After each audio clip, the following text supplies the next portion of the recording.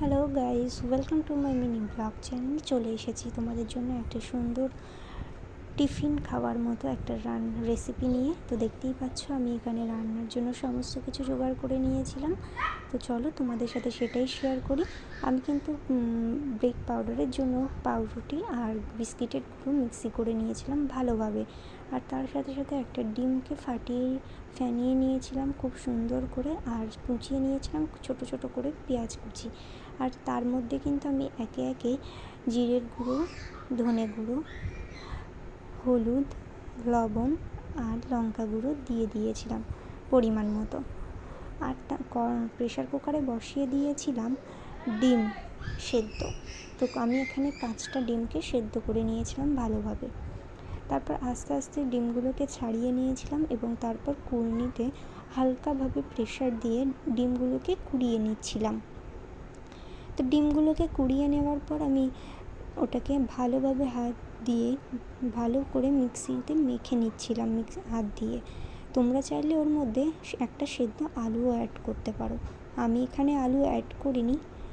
যাই হোক, তো আমি এইগুলোকে আস্তে আস্তে সব ডিমগুলোকেই কুড়িয়ে নিয়েছিলাম। আর তারপর আস্তে আস্তে আলতো হাতে একটু তেল মাখিয়ে নিয়েছিলাম যাতে হাতের সব কিছু এগুলো জড়িয়ে না ওঠে।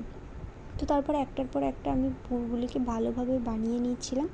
আমি আমার মতো শেপ দিয়েছি, তোমাদের যেমন ইচ্ছা তেমনই শেপ দিতে পারো।